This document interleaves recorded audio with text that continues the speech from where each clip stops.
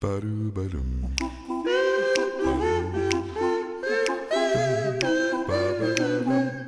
Bam. On va voyager aujourd'hui ensemble et ce voyage, on va le faire en compagnie de notre lecteur favori, celui qui partage avec nous ses trouvailles. Bonjour Patrice. Bonjour Bertrand. Alors avec toi, on a l'habitude d'aller chez l'oncle Sam, dans l'autre continent, mais c'est pas là qu'on va aller. On va aller au pays du soleil levant.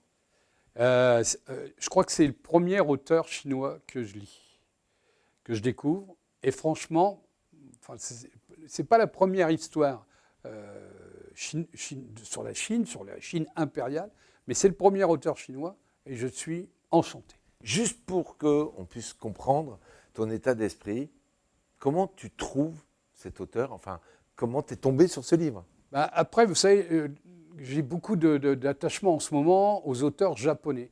Et je me suis dit que la Chine, elle avait peut-être des auteurs. Et j'en ai découvert plusieurs, dont le premier est Su Tong, dont je vais vous parler, et d'autres romans de cet auteur que je lirai aussi, parce que j'adore la Chine de cette époque. Su Tong, il est auteur de nouvelles, mais aussi il est auteur de romans.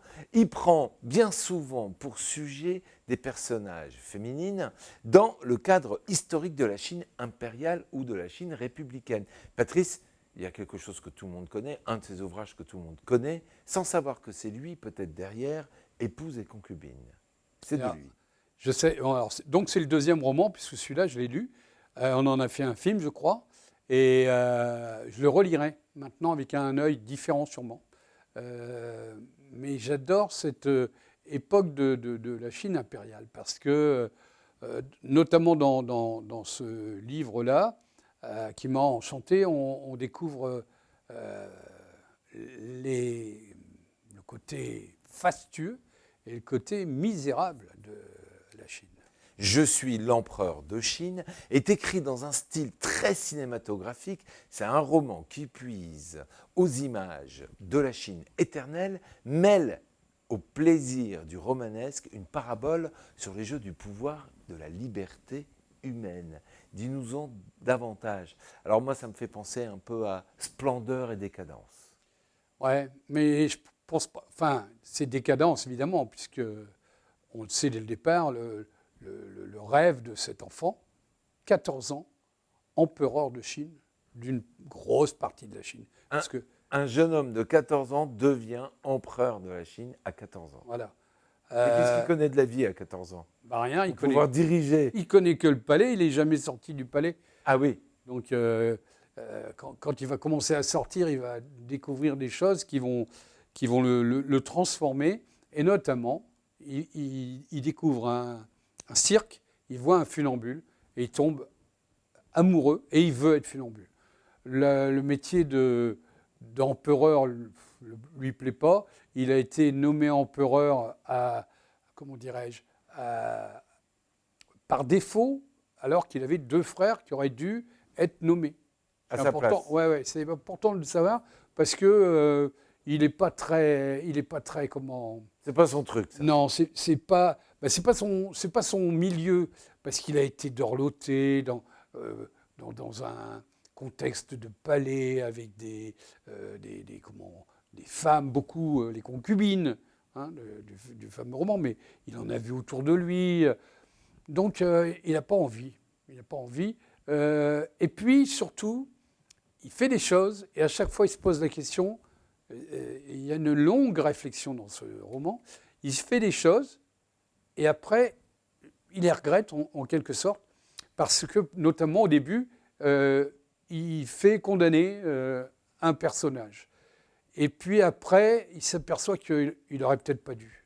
Mais ça, on le voit tout au long du livre, au fur et à mesure qu'il découvre le peuple. La fonction de l'empereur, le poids que ça pèse, et puis la vraie vie. La vie des gens. Voilà. Et c'est ça qu'on va découvrir à travers l'ouvrage. On va découvrir cette Chine. Alors, on voit deux côtés. On voit le côté riche, avec des dorures, le côté impérial, le côté fastueux. Et puis, on voit le côté du peuple, la grande misère du peuple qui qui a des bonnes idées d'ailleurs. Et il découvre, notre empereur, il découvre ce côté-là qu'il ne savait pas il savait même pas qu'il y avait un peuple. Hein. Grosso modo, il découvre le peuple, il découvre les racines, et plus ça va, plus il rêve de ce métier, entre guillemets, qu'il veut faire, qu'il veut découvrir, qu'il veut apprendre. Et il va aller au bout de son rêve. Ah, cette fameuse rencontre avec le monde du cirque. Bah, d'abord, déjà, il rencontre ce cirque. Donc, il voit, puis le cirque s'en va. Et puis, pour des raisons que je n'expliquerai pas, il est destitué. Il est quand même destitué. Ah oui, ouais, il ne quitte pas de son plein gré. Hein. Il est forcé de quitter le trône de l'empereur de Chine. Et donc, il est encore jeune homme, c'est quelques années après, hein, il a peut-être plus d'une vingtaine d'années, quand il est chassé. Mais à la limite, il s'en fiche complètement. Au début, on dit il va, puisque c'est l'époque féodale hein, par rapport à nous, et il va aller rassembler, il va aller demander de l'aide, et puis il va reprendre son obsession, et il est suivi par un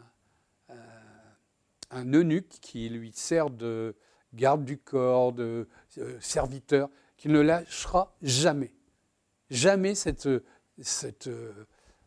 alors il y a une connotation, l'amitié très forte entre un servant de première, de premier lieu, et jusqu'à, il l'appelle toujours Majesté, hein, même quand il est en haillons et qu'il cherche à trouver un cirque, le cirque en question, qu'il a vu, puisqu'il le poursuit à travers la Chine. Et c'est aussi une plongée dans les coutumes de ce continent ?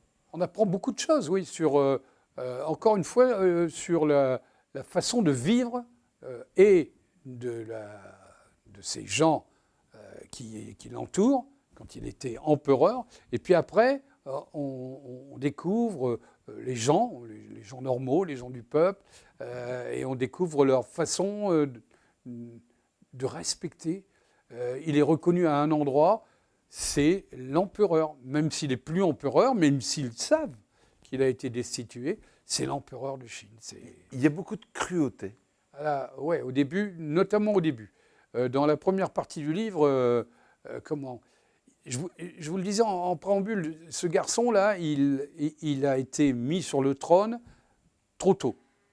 Et donc, il se met en colère facilement, mais c'est un enfant. C'est un enfant de 14 ans. Hein. Et donc, il condamne à mort, il condamne à l'exil. Il avait ce qu'on appelle chez nous un précepteur, c'est-à-dire un maître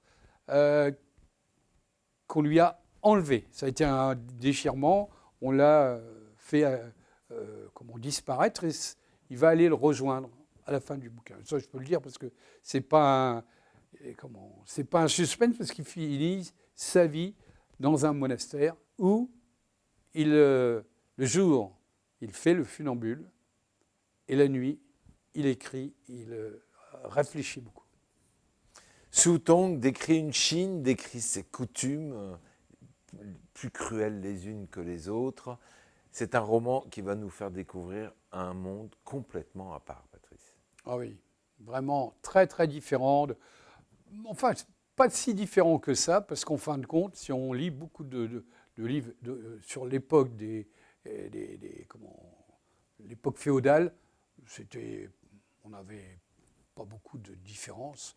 On tuait aussi très facilement, on condamnait très facilement. Et il y avait cette même différence entre le faste d'un côté et puis la misère de l'autre. Donc, mais dans un décor qui n'est pas de chez nous, qui est la Chine impériale, que j'aime beaucoup. Voilà. Merci Patrice. Si j'ai bien compris, le dépaysement est assuré à 100% à travers cet ouvrage. Assurément. Merci.